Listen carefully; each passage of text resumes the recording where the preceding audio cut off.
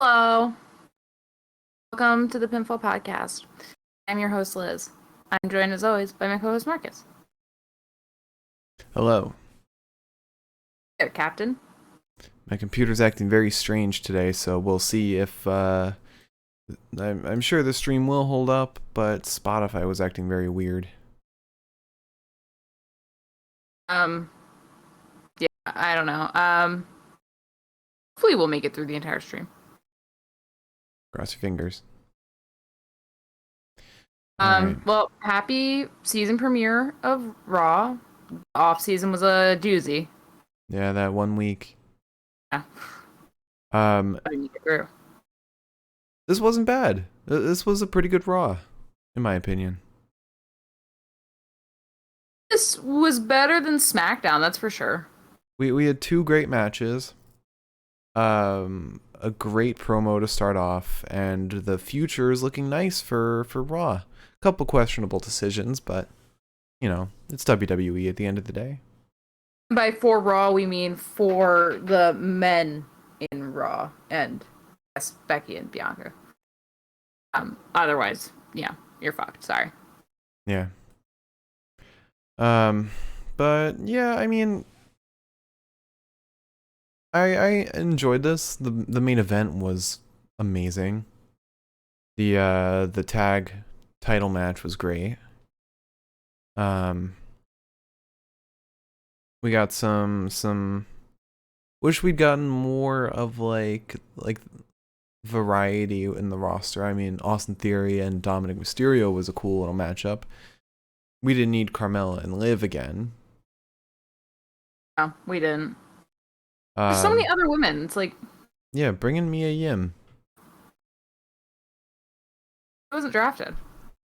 She's on Raw. Oh, maybe she was drafted in like one of those off She was, yeah. ones. Um, but yeah, I mean, it's Raw. There's gonna be some questionable stuff, but this one, in comparison, was decent. Yeah. It doesn't seem like they're going to be hurting for McIntyre anytime soon. Mm-hmm. Yeah. So I finally came to the realization that I can wear my Monday Night Messiah shirt again, and it's almost accurate. Yeah. But the Big E versus Roman Reigns match at Survivor Series might not be looking so likely. It might end up being Seth versus Roman, like Vince had wanted originally, or had wanted on SmackDown. But I don't know. I saw somebody mention that in, I think it was 2017, 2018, and 2020, the one title changed hands, like one world title changed hands right before Survivor Series. So with recent pattern in mind, could happen again. Ideally it won't, because I don't think Vince likes the heel versus heel, but who knows how they might spin it within a month. Yeah. I don't know. I'm a little nervous about that, but we'll see. Yeah. I don't know how Big E and Roman would pair up. I mean, that should end with Big E winning. Big E should win. With the help of the New Day to fend off the Usos, Big E should come out on top over Roman, because now that Roman got the Brock rub, he needs to kind of be lowered down a peg. Yeah. But that's the future. This is the now. And let's focus on what's new. So Liz, let's go into the news. What a segue. Thank you. What, you went to Segway boot camp? Yeah, I studied Segway 101 in college. Alright, so let me... Oof, I made mistakes, actually. We'll see how this goes. This might be the quickest news section we've ever had, because my phone is on 9%.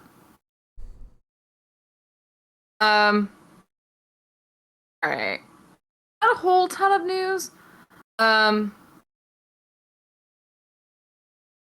Knockouts Championship match for Turning Point, which is going to be November 20th, has been set. Oh, really? Mickie James is fighting Mercedes Oh, Martinez. duh. I sort of think I know Should be how that's gonna go. Mercedes. Yeah, it should be. But also it's Impact, so who the fuck knows? You see, I enjoyed that little swerve at the end. Makes one of us. Also, AEW and Impact apparently no longer at this time have a working partnership. That was meant to end after Bound for Glory, as we unfortunately found out in the beginning of Bound for Glory, so we kind of were like, well, we know what's going to happen now. But they're no longer working together, which I guess means that we won't be seeing the Good Brothers on AEW anymore. AEW, BTE. We haven't seen them on Dynamite in a while, so that's why. And we won't be seeing Christian on Impact again.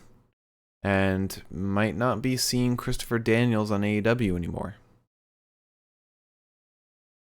Yeah. This means no more Kaz on Impact. The one thing that this sucks for is that there were rumors about Deanna and Britt Baker teaming up, which we're not going to get anymore, which kind of sucks. Well, it might happen, because who knows, like, the partnership could reignite. Yeah. No one's saying that this is forever. And it's not saying that just because there's no partnership doesn't mean that there's a wall separating them now.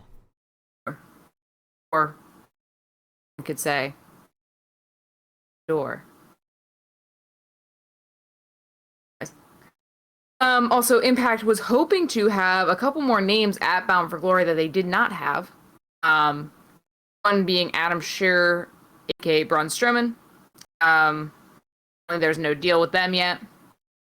They apparently also had hoped to bring in Bray Wyatt, but according to Impact, that was not close to happening. And then finally, they were supposed to bring in Bronson Reed, which at one point he was booked and then he was unbooked. Yeah. I don't know what that means.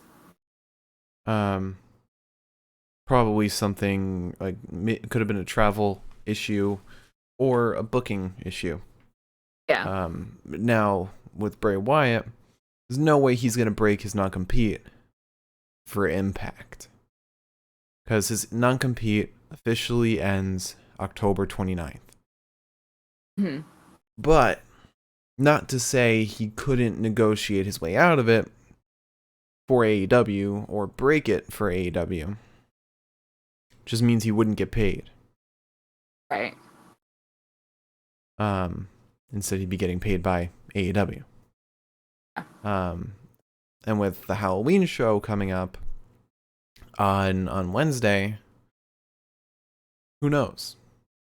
But there's also Rampage, which is the 29th. So we could see him there. It's true. Fingers are crossed that we're going to see him at some point soon. Yeah. Anywhere, really. So there is news regarding Lance Archer. He, fell on his head during Dynamite. And apparently he is doing just fine. Thank God. Yeah, he's been having a lot of fun lately because he's using his little action figure and taking pictures of that. Which I think is just the bee's knees. If there's anyone that I would imagine getting into a horrible bump and then doing something like that, it's Lance. Big dude. It would either be Lance or Eddie. Yeah. Yeah. Fair. Then on to some WWE news. There is a couple of pieces. One is that they brought back Eric Castleman as director of venue merchandise. He was originally, towards the end of 2020, he worked as the director of venue merchandise and remote operations.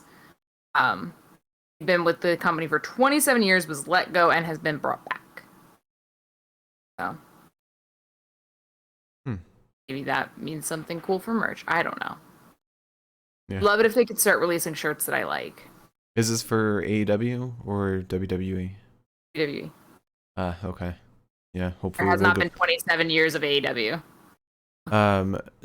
Wrestling shirts are never good. Okay, first of all, that's offensive to me because I own like 20 of them. They're rarely good. For the 20 I have. I don't agree with that at all. A lot of the indie stars have really awesome shirts that are designed by artists that look really sick. Like Jay White's shirts are sick as fuck. Then I'll say WWE and AEW. Main wrestling shirts are 90% are not good. Yeah. The I Am Sami Zayn one is great.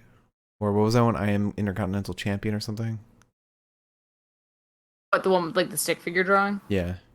That one was art. I don't know what it said, but yeah. Yeah, no, I agree. I think AEW has a penchant for slightly better shirts, but ooh, I would say otherwise. WWE hasn't had good shirts in a long time, in my opinion. I'm just remembering the bitch AF shirt for Mox. Yeah, perfect shirt. I would have bought that. Okay. Okay. I think it just has to do with WWE having more volume, so good ones slip through the cracks easier. Yeah, that's also fair. They WWE's had some good ones. WWE's had some good ones. Mm-hmm. I feel like more recently I've seen shirts that I liked at AEW more than I liked at WWE. And maybe that's because I'm looking at shirts more often at AEW too. There's also just a lot of merchandising opportunities that they miss in WWE. Yeah. Like Nikki Ash's mask. There's that. There's they really could make a killing on jackets. Like if they did like cool bombers. Mm-hmm. I can think of like Grizzled Young Veterans. They can make a bomber based off of whatever they fucking wear off to the ring. They just did their scarf. Like after how long? But that's the thing is that like they waited so long to do that. I'm like, mm-hmm. Oh, that's my opinion. You know who I think has worse merch? To say it, I hate the New Japan merch. I believe like, the merch that's done through New Japan. Mm-hmm. I don't like. I think like the artist or the wrestler owned stores have different shit. Because like Jay White's stuff in his pro wrestling t-shirt store, so cool. Mm-hmm. There's just nothing that like strikes my fancy at all on New Japan. I could be saying things that somebody is like, you're fucking wrong on all accounts, and that's fair. Yeah. I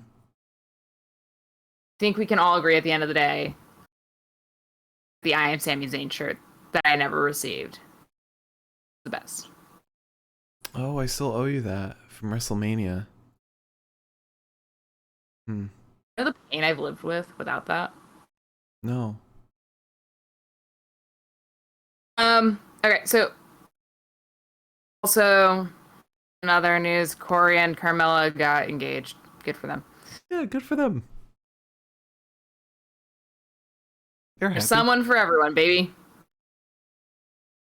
Also so we were talking about how Hit Row was supposed to be used. And we were kind of sidelined by the fact that it was Swerve and Top Dollar competing as a tag team. Mm-hmm. That is because Ashante the Adonis is not medically cleared. Oh, okay. It's not clear when he will be cleared either. So, there's also no word yet on why Jinder and Shanky were not their tag opponents. I think because they didn't want to just use them as jobbers. That's fair. You know what? That's how you should use your fucking talent. Yeah. Final piece of WWE news, I think. I know. WWE, as they announced today on their Raw, they announced their entire 2022 pay-per-view schedule, and they announced that there's going to be a 2-night WrestleMania again. Hell yeah. They are also doing almost entirely Saturday pay-per-views, which makes sense because there's no takeover anymore as far as the eye can see. Or they're trying to work takeover around, like they had to reshift everything because it was a given, like because main roster stuff was on Sundays, they had really any weekend to work with, but now they gotta reshift and work around the new schedule. Yeah, that's fair. So the schedule at this point is day 1 on Saturday, January 1st, State Farm Arena in Atlanta. Saturday, January 29th is the Royal Rumble at the Dome at America Center in St. Louis. And we've got April 2nd and April 3rd is WrestleMania. Sunday, May 8th, there's going to be a pay-per-view at the Dunkin' Donuts Center in Rhode Island. It is not announced which one. Same thing for Sunday, June 5th. There's a pay-per-view at Allstate Arena in Chicago. Then July 2nd, which is a Saturday, is going to be Money in the Bank at Allegiant Stadium in Las Vegas. July 30th, which is a Saturday, is SummerSlam at...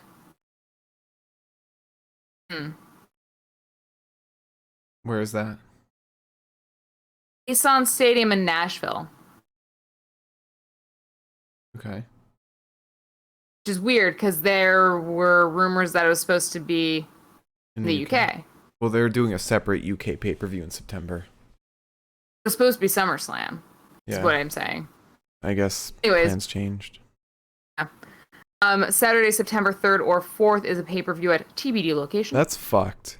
That is fucked. That is my birthday. They're not allowed to do that. It'll be a really good match. I don't know if I could do a post show for that on my birthday. I don't know if I can do that. I did it once this year. Your birthday's only once per year.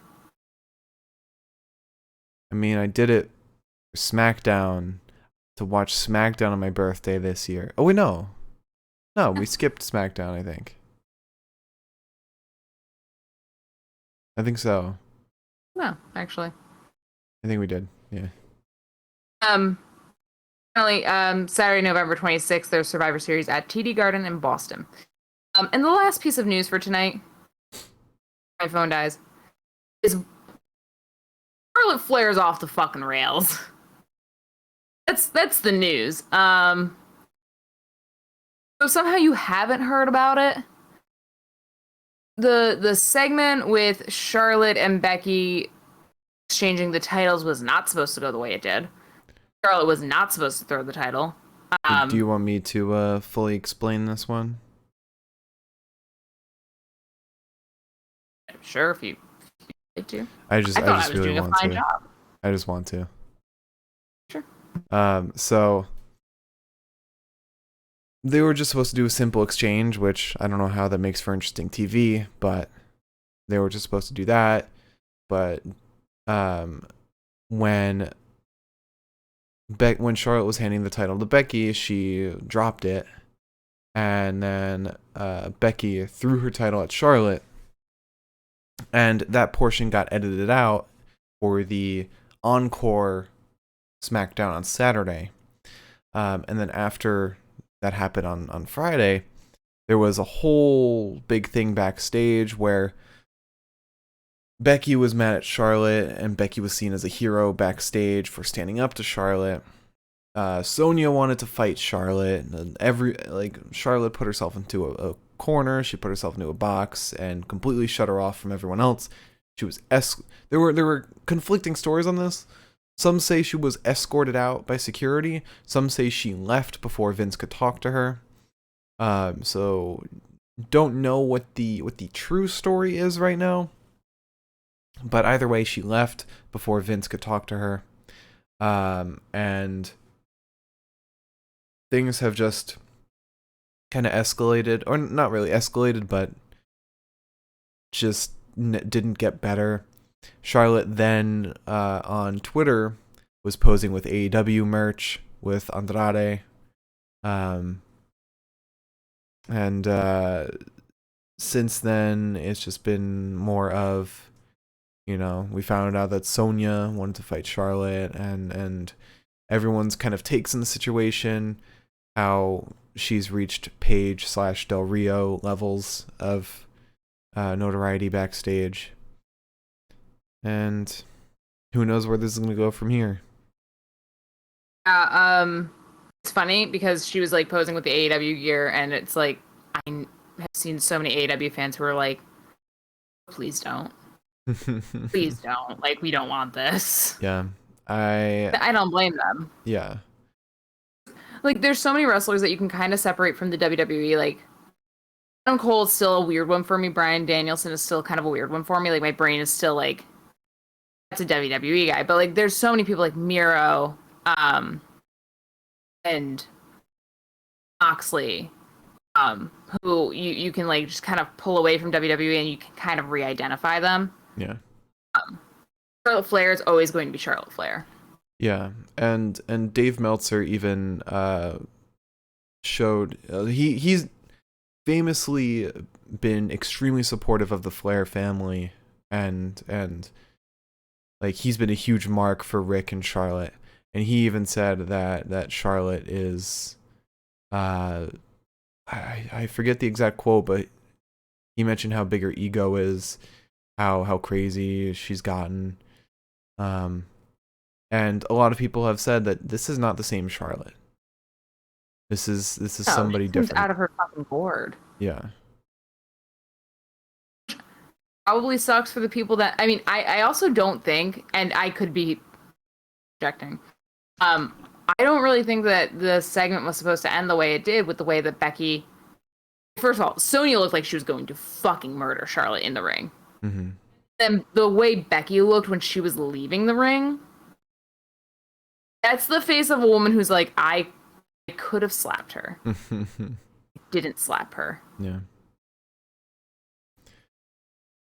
And I don't know what, I mean, obviously if you're another promoter and she's let go by WWE or leaves WWE, if you're another promoter, how do you feel about Charlotte, Because Charlotte doesn't come into AEW, for example, and work matches on Dark before making her way up the ladder. No, she would come in and start with Britt Baker. Mm-hmm. She's somebody who is very egotistical. And again, it's Charlotte Flair. It's like taking, I don't know, taking Mickey Mouse and putting him on Cartoon Network or something. Like I don't like. Just, you can't. It's moving Babe Ruth to the minor leagues. No, that's calling AEW the minor leagues. Oh, it's like moving Babe Ruth to football. Exactly. Like, it's like, well, no, that's still Babe Ruth. Yeah. I think, in a weird way, I think her success has fucked her. More than you might realize. I don't even know if you can fully blame her, because at the end of the day, she's not the one booking herself. Oh, yeah, but that's what I'm saying is, again, like, her success and her family's lineage. Mm-hmm. Fucked her. Yeah. Yeah. You just cannot remove that from the WWE. And I think that's why, you know, Tony Khan briefly, there was brief, like, Ric Flair mentions and shit. And, like, I know that obviously that's been stopped because of obvious reasons. But I think that Tony was hesitant to touch Rick because, like, What do you do with him? that's WWE. Like, Mm-hmm. what are you gonna do? Put him with Andrade? Yeah. Another WWE guy? Yeah. I mean, that's what everyone was saying. You put him with Andrade, you have him manage. This is kind of on the same topic, but imagine Stone Cold in AEW managing Adam Page. Yeah.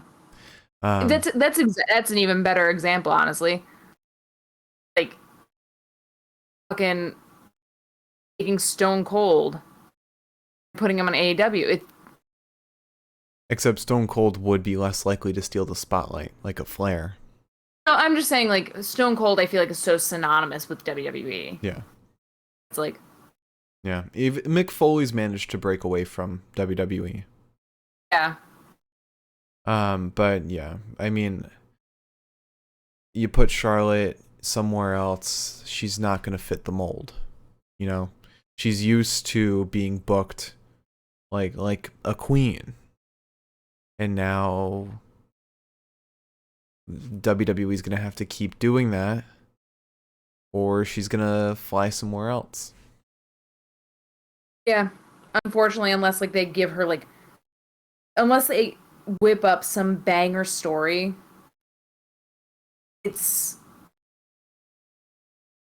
she's always gonna have to be in the title picture somehow. There's nothing else you can do. Yeah. I don't know, man. But let's move on to our recap of the episode. Real quick, I've got to get up and grab something from the bed. Okay. I cannot do with wired headphones. Yeah. Fuck. You Of want course, me I to chose this. You want me to start? Yeah, you can go ahead. Okay. All right. So we start off season premiere of Raw. Big E comes out and he says, "Welcome to the season premiere of Monday Night Raw. My brother and yours, Xavier Woods, is the new king of the ring. I'll tip my cap to Drew McIntyre. He pushed me and sharpened my iron and made me better today. But now I ask, who?" And Seth Rollins comes out. Seth Rollins comes out and he says, "You already know why I'm here, why I'm out here." Biggie said, "Well, you lost to Edge." Seth said, "Well, he's not out here, and I want that title around you. I want that title around your waist." Biggie says, "Well, again, you lost to Edge, so that means you go to the back of the line." Seth said, "I've had a long week. I went through hell on Thursday, and for the past year. The Universal Champ is too afraid to give me my opportunity. Do you want to be like Roman Reigns or a fighting champion? What better way to start it off than Big E versus Seth freaking Rollins for the WWE Championship?" And then Rey Mysterio comes out. He says, "Seth, clearly your vision is impaired. It has been a minute since we've seen eye to eye." God damn. But if anyone here deserves a WWE Championship match, it's me. I believe my resume speaks for itself. I'm a former US champion, IC champion, tag team champion, a 3-time World Heavyweight champion, and a former WWE champion. I'm willing to do whatever it takes to win that championship one more time." Finn Bauer then comes out, and he says, "Ray, I've got nothing but love for you. But with all due respect, I am a 2-time NXT champion," which doesn't mean anything on the main roster apparently, "a 2-time Intercontinental champion, and Seth, I was the first ever Universal champion. There's one that I've never held, and now that I'm here on Raw, I want that." Seth said, understand that I'm the most qualified. Kevin Owens comes out. He says, I don't want to be that guy, but if we're talking about our accolades, I'm a former NXT champion too, 3-time US champion, 2-time IC champion, and Universal champion in this building. I won the Universal Championship in this building. And the person I pinned for that title was you, Cruella DeVille, meaning Seth. Seth then attacks KO. Sonya comes out and says, you guys want an opportunity? Well, tonight you're going to have a fatal 4-way, and the winner will get that opportunity. Considering it's the season premiere, why don't we up the ante? It's going to be a ladder match. And so that match is planned for the main event. And continuing my minor grievance with the WWE, which in my head isn't as minor as it would be to a lot of people. Why are they booking matches the night of? You have an entire week to book the next episode, and what do you do? In kayfabe, what do you do with that time that you wait until the day of, the night of, to book your show? Did they book instead Damian versus T-Bar, the triple threat tag team match, Liv and Carmilla, but you didn't book Finn, Kevin? You didn't book your main event? Really? Like the most important part of the show, you waited until the night of to book. Miriam said in kayfabe it's like a Toy Story situation where as soon as the cameras go off, they all become toys again. Yeah.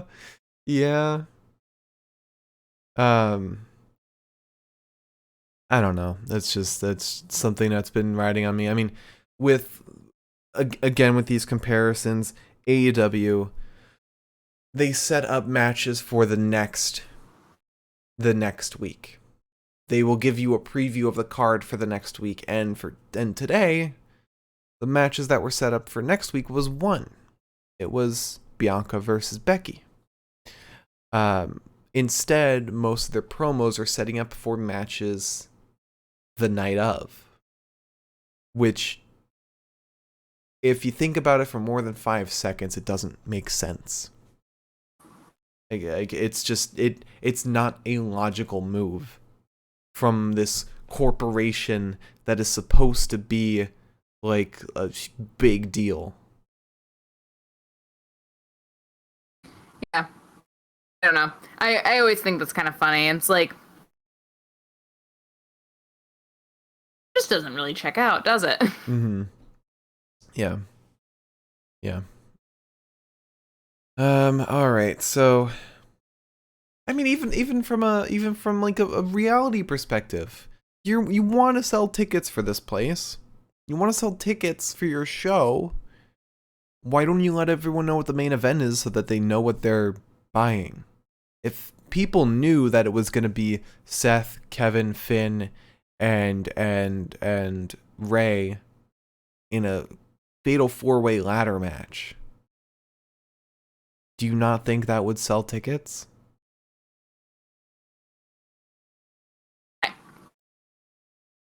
That probably would get butts in seats, as Tony Schiavone would say. Yeah.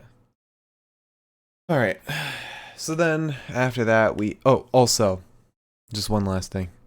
I love how they're all talking about their accolades, but yet all 4 of these people have lost their last televised matches. Finn lost to Roman. Oh, Finn lost to Xavier. Seth lost to Edge. Ray lost to... Who did Ray lose to? Was it the King of the Ring tournament? He lost? I don't know. I think he lost against... I don't remember the last person he fought. Here, wait, this will be easy to... Rey Mysterio. Last time he fought was against Sami Zayn, and he lost October 8th. And then Kevin Owens. Oh, yes. Okay. Let's see when the last time Kevin Owens fought was. Last time he fought. so that's the Fatal 4-Way. That's today.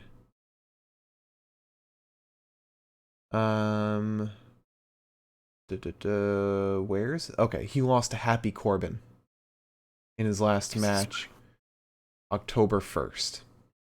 So yes, none of these losses are like worthwhile either. Finn and Seth are the only ones with worthwhile losses. Sammy. Yeah. Yeah, like Finn. Okay, so I guess just Kevin. Sorry, Kevin. Well, you don't think that Ray losing to Sammy is embarrassing? That was her story. Oh, okay. Yeah. All right. Well then, now we have the triple threat. The Street Profits versus Dirty Dogs versus Alpha Academy for #1 contender for the Raw Tag Title to be fought tonight. Later on. That's funny. Looks like a bowling pin. It does. I'm so glad I got a Soda Stream. So do you want to start talking about the match? You're obsessed with this damn thing. Yeah, I guess. We start the match with Montez and Chad. There's a few submission holds that are countered before Montez begins twisting Chad's arm. Not figuratively, literally. Drop toe hold brings Montez down to the canvas and we transition from a side headlock to a front face lock.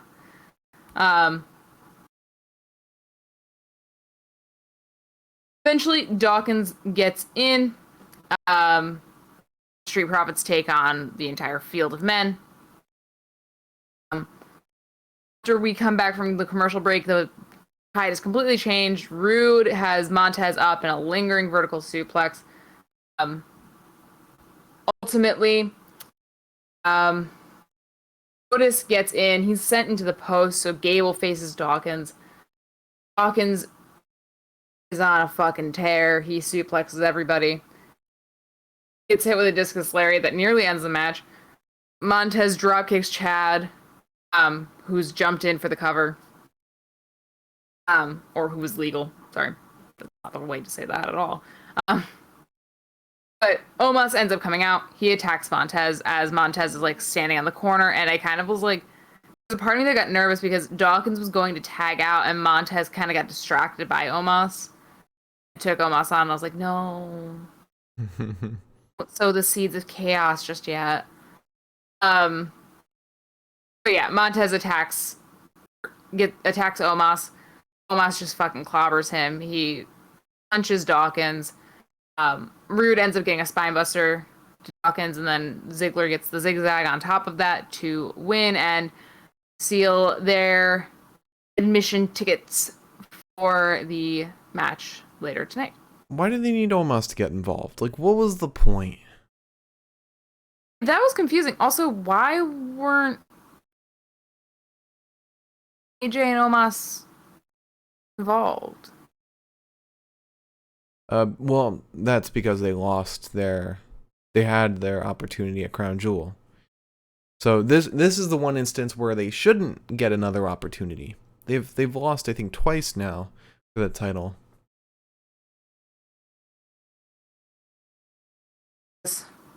My inability to watch Crown Jewel in full is paying off in dividends right now because I did not remember that. Wow. In my head, I was like, it would only make sense if they fought at Crown Jewel, but they didn't. But they did. They did. They were roommates. Alright, so Dirty Dogs win and they have to fight RK Bro later on. And then we have the coronation of Queen Zelina. She says, I will stand for this treatment no longer. And I said, what fucking treatment? You're being crowned queen now. She says, how dare you introduce me like that? I'm not some superstar. I'm the first ever Queen's Crown tournament winner. Try it again with actual bravado. For too long, then Mike Rome reannounces her. She said, she says, for too long, I've been underappreciated for my greatness. I was the only woman in WWE fit to be queen.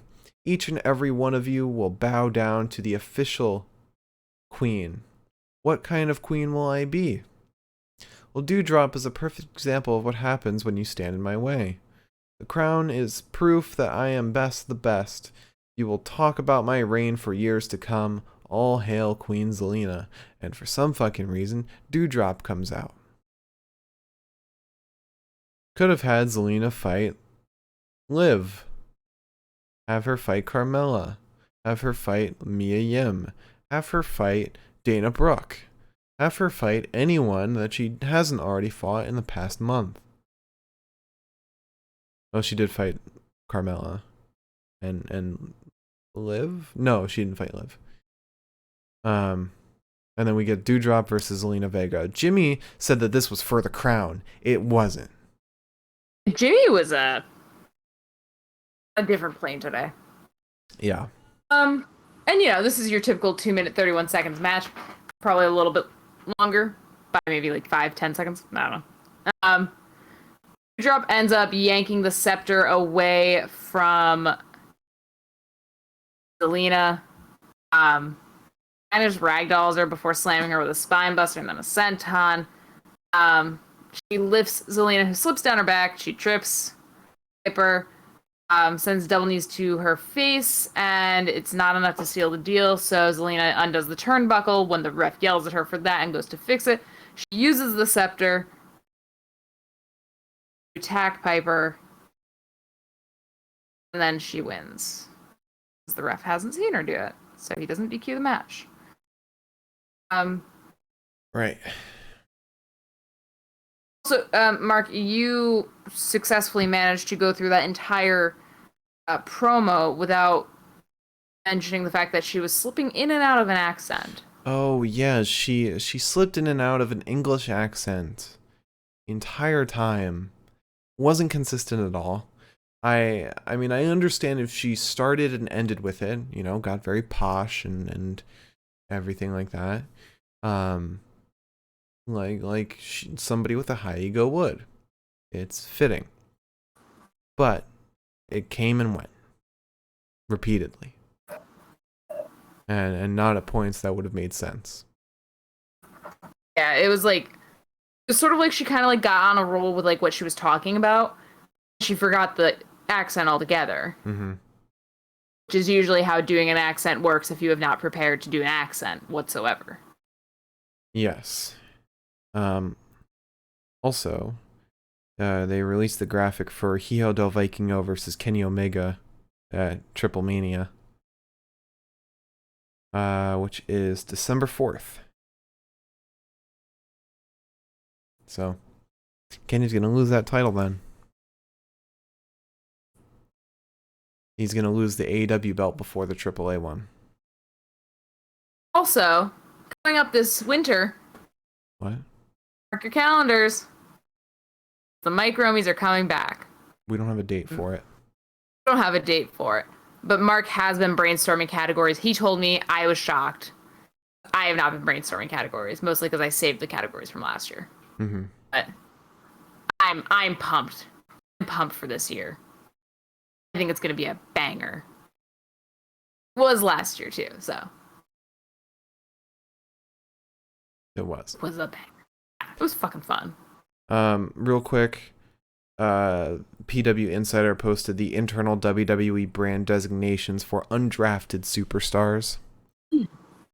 Brock Lesnar is on SmackDown.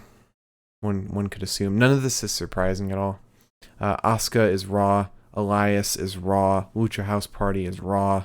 Dakota Kai is NXT. And still unassigned are Bayley, Eva Marie, and Lacey Evans. We gotta have Bayley on Raw. We gotta have that feud with Becky. Put her on SmackDown. Oh no! They need that. That's the one horsewoman feud that has not happened. You gotta do it. And it'd be so good right now. It would be amazing. Turn Bailey face. Don't bring the hugger Bailey back. Oh my god, imagine if she comes back like that. It'll be cursed. She only can come back like that if she's still a heel. It would be horrifying. Yeah. That would make me uncomfortable, I think. Yeah. All right. So returning back to the episode, we then got a promo with Becky Lynch. She comes out to the ring and she says, "The man and the new Raw Women's Champion and the new face of Raw has come around to Houston. It feels good to have this title that I never lost. I intend on picking up where I left off. I have been making headlines since I overcame insurmountable odds. As the man of the people, I know you don't want to see Bianca near this title. You don't want to see me, or you want to see me beat Rhea Ripley or Liv Morgan. They will learn that you can't always get what you want." And Bianca Belair then comes out. She says, "With you, it's always something. I walk out of Crown Jewel with a lot of feelings, but shame wasn't one. You didn't pin me. If anyone should be ashamed, it should be you. You only think you get what you want because you don't face any adversity. Your 26 seconds of fame are up, and so is your title reign. The new face of Raw has arrived, and that is the EST of WWE." Becky says, "I thought you might have something to say. Here's my face after triumph at Crown Jewel." They put her face on the jumbo. It's happy. She says, "But here is your face after losing at Crown Jewel." It's Bianca's devastated face. Becky continues, "That's not the face of Raw. You want to talk to me about not facing adversity? I overcame it to become a hero. You have had a straight shot to the title. That's because I wasn't around to stop you. Since then, it's been nothing but disappointment for you. The only thing I'm disappointed about," Bianca says, "the only thing I'm disappointed about is that I haven't smacked your face to show everyone who you are. All you've done since you came back is try to hide how hurt your feelings are. You thought everyone would be happy Becky is back. You might have that title, but you still seek all the validation. Behind that title, that little smile and title, you have nothing. Having the title is a beautiful thing, but if you're not enough with it, you'll be nothing without it. I showed everyone who I am without the title. You will never be the strongest, fastest, smartest. I see right through you. God. I want my match for the Raw Women's title right here tonight." I said, "Fuck no." Becky says, you want to go tonight. Look at my face. It says get to the back of the line, bitch." Sorry, I had a little dyslexic moment there. You just didn't want to say bitch. Inner feminist and you was like, "No, I can't." I said bitch. Then a brawl breaks out. Becky uses a kendo stick, but Bianca catches it and uses it against Becky. Becky says, "You want it, you got it, just not tonight." And I was like, fine, good. Book for next week. Stop loading matches the night of. And then we get Finn and Kevin backstage. Kevin says, "Big match, huh? We've known each other for a while. I respect you. I'm sorry I have to win this tonight. It's every man for himself." Finn says, "That's just the way I like it. See you out there." And then we get Damian Priest versus T-Bar for the United States Championship Contendership. Back with those.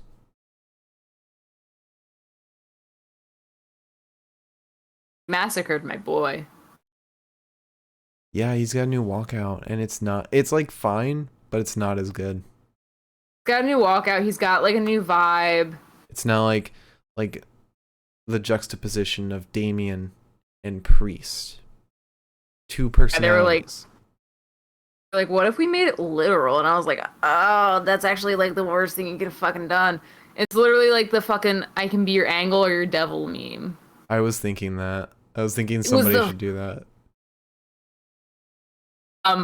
we were not the only ones who thought that. And I was glad that I saw other people saying it because I was like, yes, okay, I'm not crazy. I I can haven't be been on the internet far too long. I can be your Damien or I can be your Prest. Best. Damien spelled with an E. Yeah. This was bad. It Also, could have been so good. You want to hear a funny tweet real quick from Malcolm Bivens? Dude, I'd love to hear a funny tweet from Malcolm Bivens. He said, "We're almost 24 hours away from me giving Chucky a jackknife powerbomb off the NXT Titantron. I'm shaking." This was sent to me. Sent to me, and I saw it. I think it was like midday today, and I was like, "I'm gonna fucking crack up." And somebody I'll lose it. Some dude replied, "Both the same height should be an equal fight." Even though Bivens is the tallest man in NXT and WWE and the world. The world. He's taller than Omos. Essentially, tallest man in the universe. Unless they find taller men on other planets. Let's not just limit it to men. Tallest person in the universe. Yeah. I guess now that we had a little bit of fun, we should probably talk about this match. What match is this? Damien versus T-Bar. I guess. Yeah. So we get a bell clap to T-Bar. Damien goes right for the reckoning. T-Bar slips away. He throws Damien into the post. It's like a T-Bar fucking goes up top at one point. Just not the place that a T-Bar belongs, in my most humble of opinions. He moonsaults off of the top rope onto Damien. It's out at 1. Which I actually thought was really fucked up of him. There were a couple bits of no selling tonight across all the matches. Like, that's just mean, dude. T-Bar ends up talking some shit. He gets a spinning back elbow and a broken arrow. It's tossed out of the ring, basically into the announce desk, and then T-Bar grabs one of the announce chairs and throws it at Damien and DQs the match. And then Damien loses his shit altogether. Like a dramatic sense. Mm-hmm. You let the Damien out.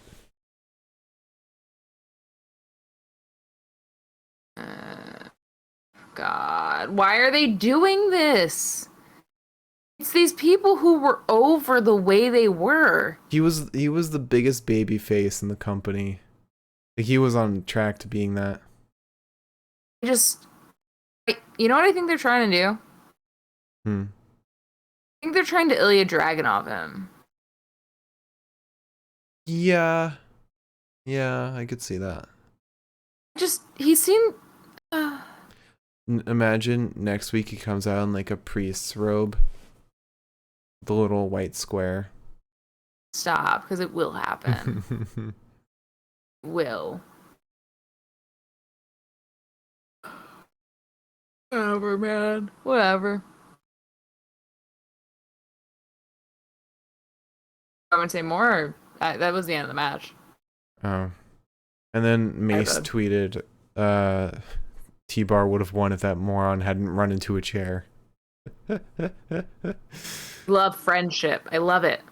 Oof. It's a stiff competition for our best social media Mike Romeo award. Be so good. All right.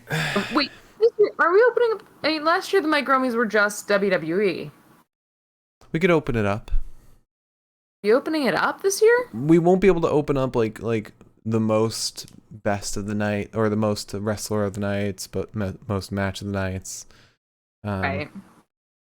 Those will just be WWE. Whatever we cover in our our podcast will be just WWE, but everything else will be opened up. Like we could do a promotion of the year kind of thing.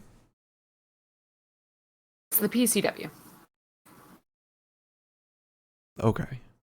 All right. I think the PCW won it last year. Oh, yeah, I think so. Oh, that'd be so funny. All right. So then after that, we had Carmilla. We had a promo from Carmilla. She said, the only asset more valuable than this mask is my face. And then our internet cut out for a second. We caught the end of it. She said, I always have a plan. With this mask, no one will be able to stop my influence over Raw. And then we got Carmelo versus Liv Morgan for some reason. Because in this extensive women's roster that you have, you can't give us different matchups. Yeah. We give more unique matchups in the UPF than they do in the women's roster. Yeah, this was the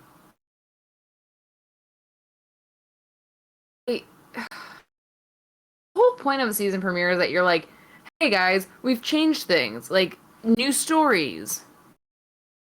Not, hey guys, it's the same old schlock. I don't know. A lot of clubbing blows to Liv. We get a kick to the stomach and then chest, and then an enziguri to the face of Carmella. Carmella slows Liv's roll a little bit with a boot to the face before hitting a big old bulldog to win. I actually kind of enjoyed this match. I thought Carmella did some cool stuff. She broke out some cool stuff. Liv was fun to watch too. Wasn't my least favorite match of the night. Yeah. It had its quirks. It had its quirks tonight. Mm-hmm. That. After that, we then had Bearcat Lee versus Cedric Alexander. Yep. So he tosses Cedric, and Cedric immediately rolls out of the ring and kind of just says, fuck that. Back in the ring, he gets hit with a crossface and the punch to the gut. Mr. Bearcat sets up for the finish. Cedric dodges Lee, sends him into the corner. He tries chopping Lee down at the knees to kind of get him on his level a little more. It doesn't really work. There's a clothesline to Cedric that slows him down. Then, excuse my yawn. And then a fireman's carry takeover to win the match for Bearcat Lee. Also, we looked up what a Bearcat is in real life. It's a funky looking little thing. Yeah, looks very small. It does not look big. I have to imagine it's probably the size of a German Shepherd at best. But to be fair, he's not named after a bear cat. He's named after Bearcat, who is named after a bear cat. Right, that's where I'm going down the line here to say, are Bearcats that fearsome? Like, one of the first pictures I saw was of a baby Bearcat kind of snuggling up to its, like, zookeeper friend. I was like, damn. I don't know if that'd beat me in a wrestling ring.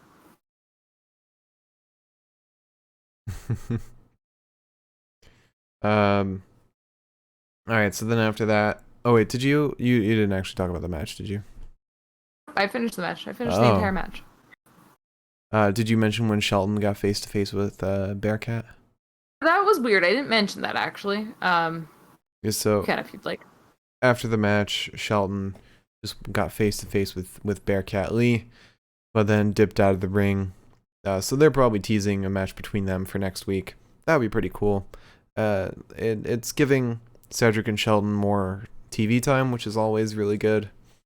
And it's putting... It's making some kind of feud for all these guys, which is nice to see. So then we get Ray and Dom in the locker room. Ray says, it's been a minute since I've been in a ladder match. Dom says, you've got this.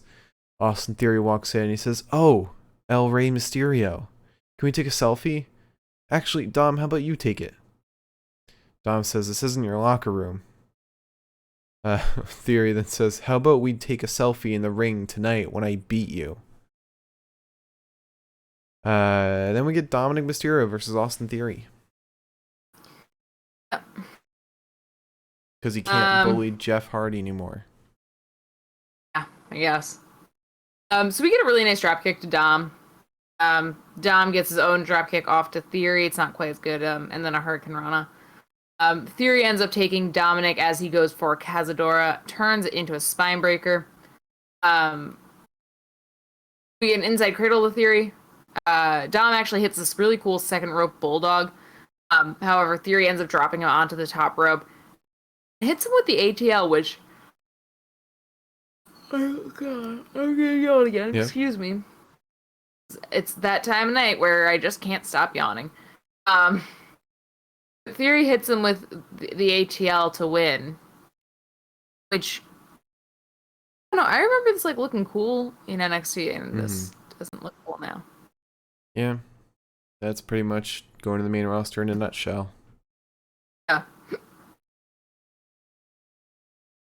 Alright, so we then had RK Bro and Gorilla. Riddle says, there's so many costumes we can do for Halloween. Mario and Luigi. You can be Luigi since green really brings out your eyes. We could be the two creepy girls from The Shining. Randy says, just take a breath.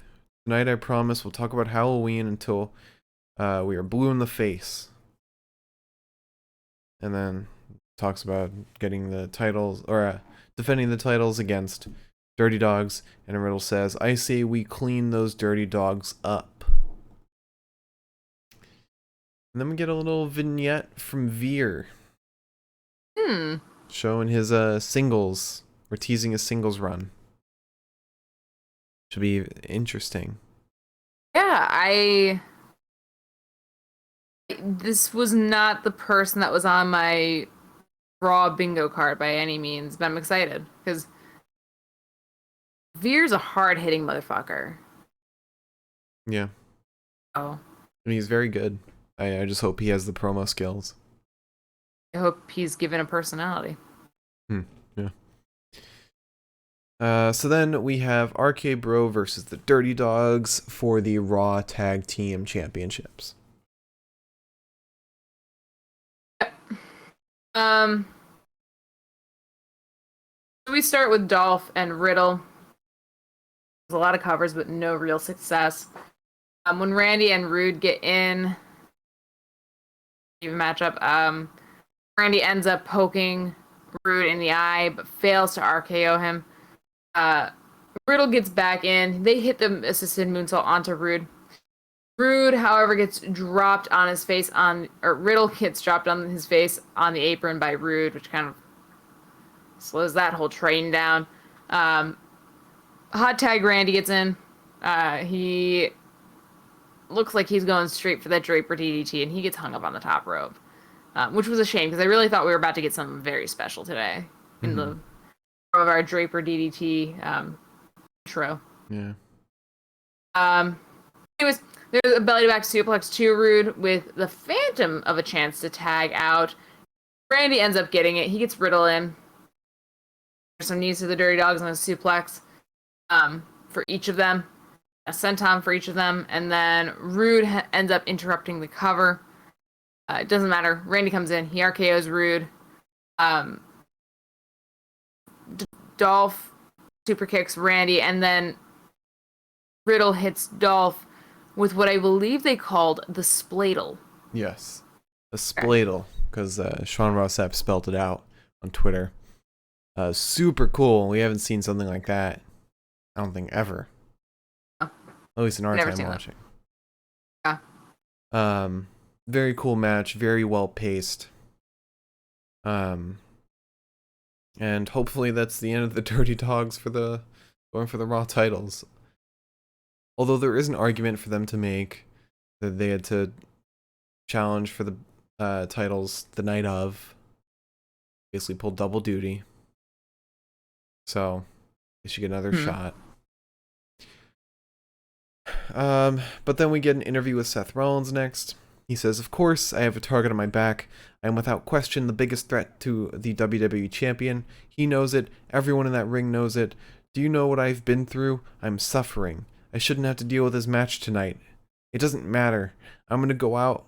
I'm gonna put that all behind me.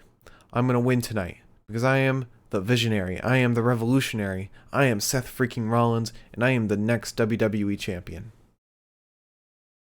And then we get the main event: Rey Mysterio versus Seth Rollins versus Finn Bauer versus Kevin Owens in a fatal 4-way ladder match for #1 contender for the WWE Championship. Right on. So Kevin goes after Seth and starts fighting Rey. He's the first one to get hold of a ladder, but Seth attacks him before he can really go anywhere with it. Seth ends up hanging Rey up on the top rope, and basically nobody makes any progress with this one ladder until Kevin Owens gets into the ring. He's not even able to use it because he's trying to use another ladder to fend off Finn and Rey and Seth. We end up going to a commercial break. Everyone looks like they're half dead, aside from Seth. Finn ends up double stomping Seth after taking his legs out from underneath him. Double stomping him, mind you, by jumping onto the ladder that is across Seth's ribs, which, thank God, Finn has like the balance of a cat, because that stressed me out. I didn't like watching that. Yeah. Then hits a back body drop to Kevin Owens into one of the smaller ladders. Bauer ends up going up top, but Rey, or by up top, I mean goes up the ladder, but Rey stops him. Kevin Owens tips the ladder over.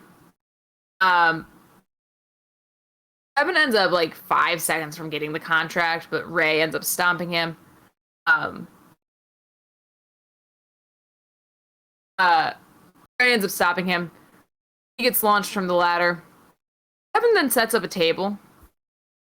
And Rey gets some time in the sun. He tries to set up to 619 Kevin Owens, but Seth stops him. After the final commercial break, it seems like the whole field has finally, like, they've taken like a little nap. It's kind of like, it's the only way I could describe it, because like the first commercial break, they all looked like they had like just been beaten within an inch of their lives. And then after the second one, everyone was up, everyone was moving, getting their hits in. Kevin ends up nearly getting the title opportunity, but Seth pulls him down. Seth then stomps in after pulling him off the ladder. Finn sold that like he died. Yeah, I know. Like, Finn. Eyes rolled back. You know what? That's a good friend. He's tired of getting jobbed out. He's like, please. Seth ends up winning. He gets the contract, and I guess I'm not really shocked.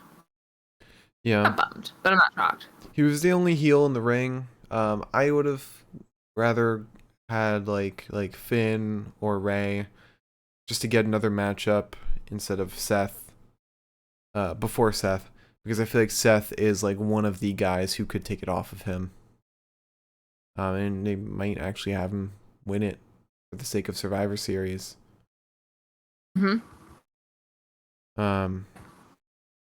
But I would love if Big E went to Survivor Series and beat Roman.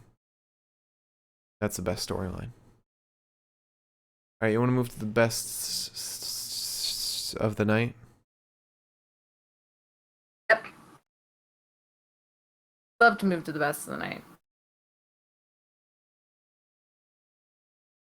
Oh man, that was a long news segment. No, technically it is all news.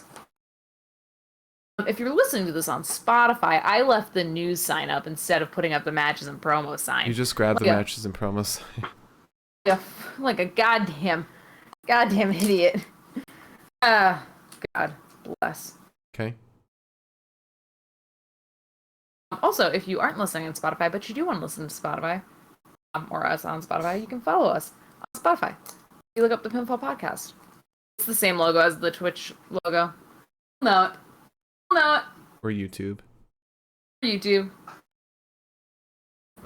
Sam. All right. Sign. So you want to talk about promo of the night? Yeah. I'm torn on this one. Both the Big E promo with the 4 contenders and the Bianca Becky promo, both those were really good. So I'm torn. Are you leaning any particular way? No, not really. You know what? Let's go with the men. Oh no, let's go with the ladies. Becky and Bianca. That one was fun. All right. So that Becky and Bianca is our promo of the night, wrestler of the night. All right, I'm gonna give you 3 options. You ready? Oh, yes. Thank you, Miriam. If you have a question for us, leave it in the chat. We'll get to it after the best of the night for our questions segment. If you're watching on YouTube, leave it in the comments and we'll get to it in the next show, which will be tomorrow. Okay. So 3 options. Let's see. All right, here are your 3 options. Carmella, Randy Orton, and Kevin Owens. You can throw in Angelo Dawkins too if you want.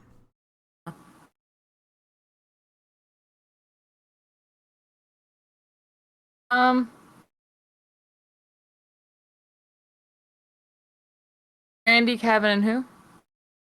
Randy, Kevin, and Carmella. Okay, so not Carmella. That's why I said I can throw in Angelo Dawkins too. I'd say Kevin, dude. Kevin put life and limb on the line today. He died. Yeah. I agree. I'll go with that. All right, so let's go to our match of the night. As always, we go from worst to the best, and Liz will say if she agrees. If not, we'll argue. All right, so worst match of the night, with a 3 out of 10, Doudrop versus Zelina Vega. It was lame. It's a rematch from a few days ago. Just not. There's no reason for it to happen. It wasn't interesting. It was super short. Yeah. Next up, 4 out of 10. I gave this a 4 out of 10. Profits versus Dirty Dogs versus Alpha Academy. I thought Omos coming in and interrupting kind of ruined it. Making it just fine. I don't know. I wasn't super into it. Thought it was fine. Wish we saw more of Otis in the match. But yeah. I was whelmed. I think the reason we didn't see Otis is because Otis is so formidable that they were like, well, we can't use him that often. Maybe. Alright, so then next up, 5 out of 10, Dominic Mysterio versus Austin Theory. Very short. Would love to see these guys get a longer match. But this one was alright. Next up, 5 out of 10, Bearcat Lee versus Cedric Alexander. Again, would have loved it if it was longer, because these guys can put on a fucking hell of a show. Next up, Damian Priest versus T-Bar. 5 out of 10. Would love a longer match between these two, one that actually has a clean finish. Next up, 6 out of 10, Carmelo versus Liv Morgan. I gave this one a 6. I was very interested in what was happening with like Carmella's new moves that she was breaking out. I thought like the story that they were bringing in was pretty interesting, or at least like the story in the match. I don't know. I was into it. Thought it was pretty cool. Next up, 8 out of 10, RK Bro versus the Dirty Dogs. This is just a fun, really fun match that was very well paced. Was just a joy to watch through and through. Just wish Rude wasn't still doing the Big Bob shtick.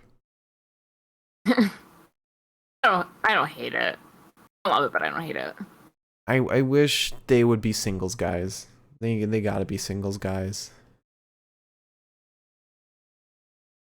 Oh, my poor pumpkin! Oh, it's fine. It's a pumpkin. What's gonna happen? I don't know. I'd be more worried about the candle. I'll get 11 more. Alright. And then finally my pick for match of the night. Rey Mysterio versus Finn Bauer versus Seth versus KO in the ladder match. This was a great match. 9 out of 10 I gave it. It was just a blast.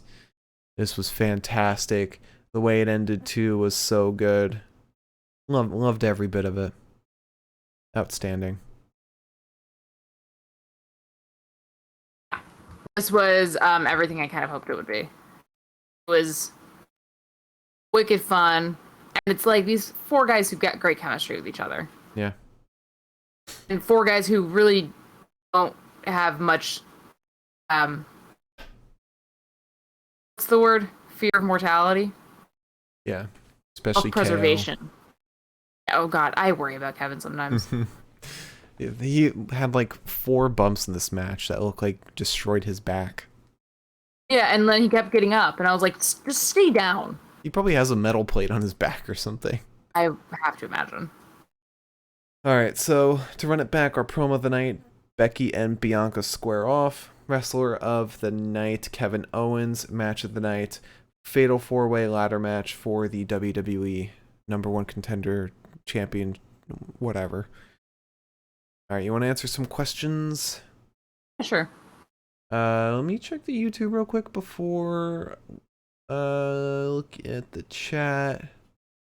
I think just seeing if there is one on YouTube. There might be. Oh god, I was signed into the wrong account. Did we answer this question? Yes, we did. Okay, so this isn't really a question, which is why I'm going to start with it. Milam says in response to our Super SmackDown post show that we were very hard on it. We were tough. We're tough critics. I 2 people that don't know how to wrestle. We really talk a lot. but I'd say we know how to book because we have a show where we book. The UPF, we book matches, we book promos, and I'd say we do a pretty dang good job.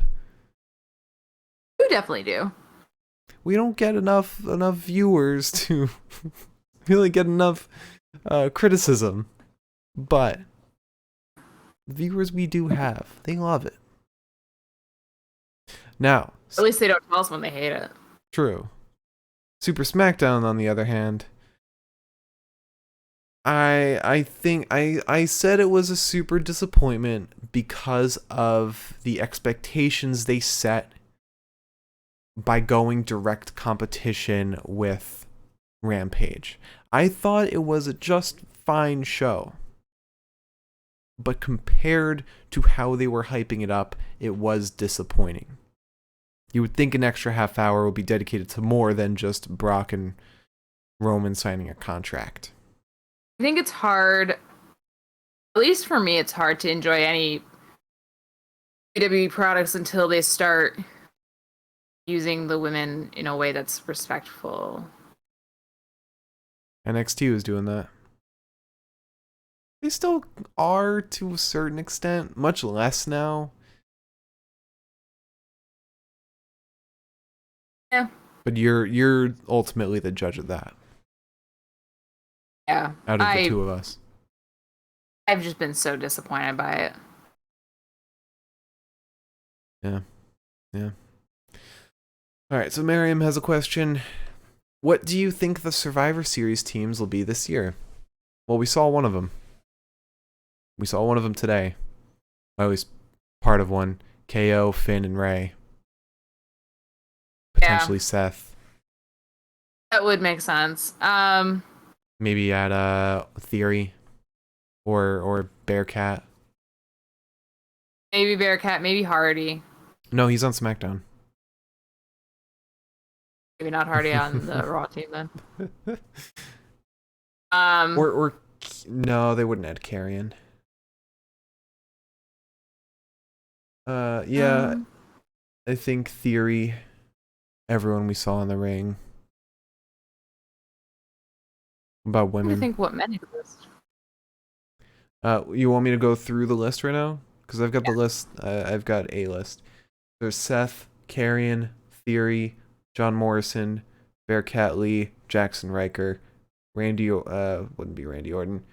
AJ. I don't think it'd be AJ. Although they do love putting tag teams in those, for the women at least. They've only got so many women, so. Yeah.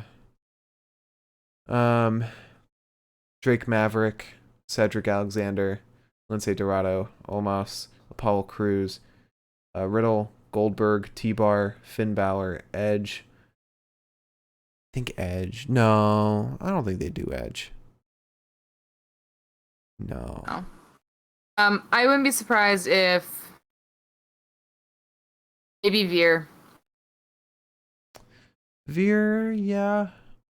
I'm gonna stick with Finn, KO, Ray,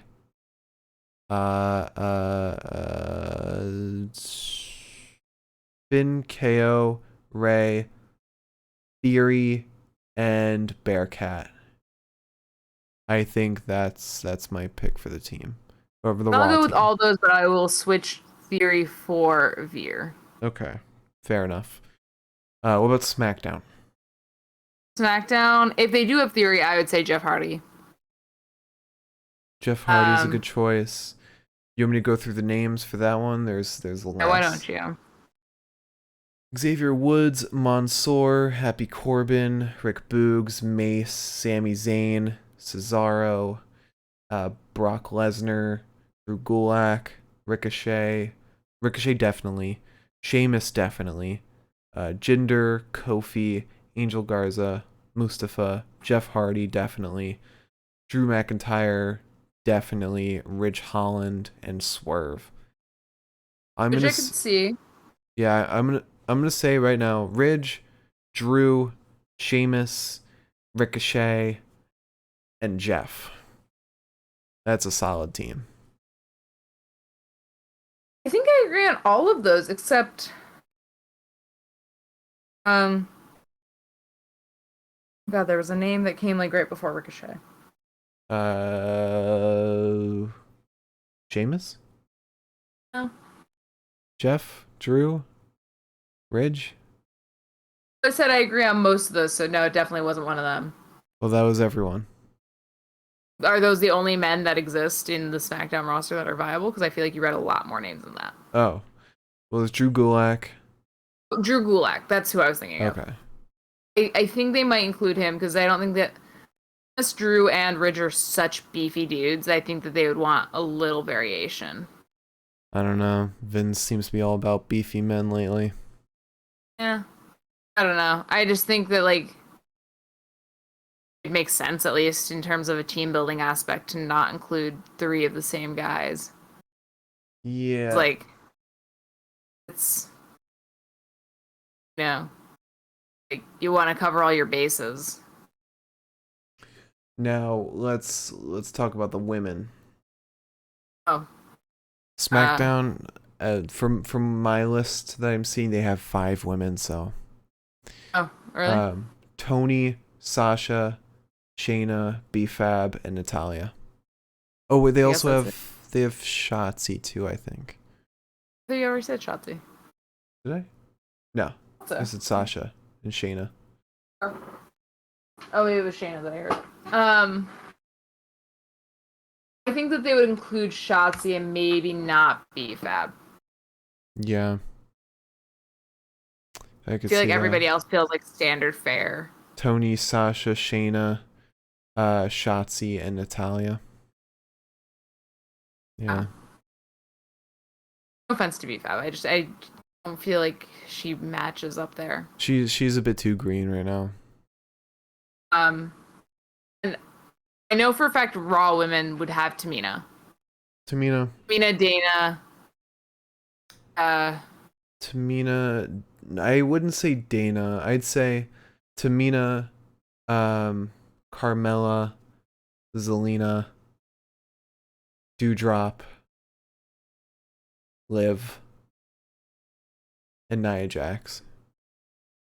I don't know if that's more than 5. It was. Oh. It was 6. Tamina and Nia, I can see. If Nia's cleared. Tamina, Nia. Tamina, Nia. I think Dana, just because Dana's like standard Survivor Series fare.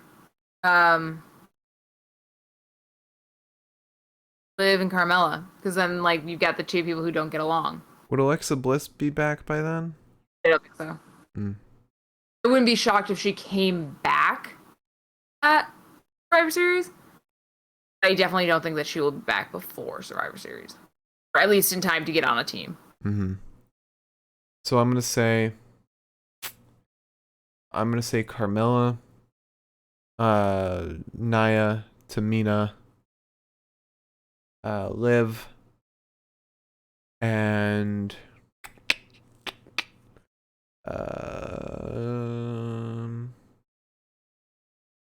Dewdrop. Okay. Yeah. That would present the SmackDown team as the underdogs. I'm gonna say Tamina, Nia, Dana, Liv, and Carmella. I think that's my vote. Okay. All right. Well, that's all the questions. What'd you say? I feel like that'll put butts in seats. Tell WWE that. All right. I mean, we all know that the women's 5-on-5 is gonna be 2 minutes long. So. Yeah, with Lana somehow winning. All right, that's all the questions we have. Liz, would you like to close out the show? I would. Thank you for joining us tonight. If you joined us tonight, thank you so much. And if you joined us in the future, thank you so much. If you joined us in the future and you're watching this like on YouTube or something, Spotify. Give Spotify a listen. Like maybe if you want to like listen to it while you work out and you don't want to watch us or something, you can find us on Spotify at the Pinfall Podcast. It's the same thing. It's the same logo. You will not be confused. I promise. It's so simple. The episodes are a little out of order because I uploaded them all at once. So I apologize for that much. I don't think there's anything I can do about it. Apparently the season number and episode number on the RSS feed do not count to Spotify. But anyways, yeah, please check us out on Spotify. Follow us. Give us a little likesy poo, maybe. Who's to say? And please join us tomorrow for Halloween Havoc, where we talk about Halloween and Havoc from Decay on Impact. Yes. Thank you all so much for watching. Follow and subscribe. Our YouTube is The Pinfall Podcast. If you want to join us at the live show, it's twitch.tv/The Pinfall Podcast. For our audio listeners, or would love to be audio listeners, our Spotify is The Pinfall Podcast. Our Twitter is at Pinfall Podcast. I am at the Mark Cameron. Liz is at Eliza Elaine23. And once again, please join us tomorrow for Halloween NXT 2.0's Halloween Havoc. We'll see you then. In the meantime, have a great night.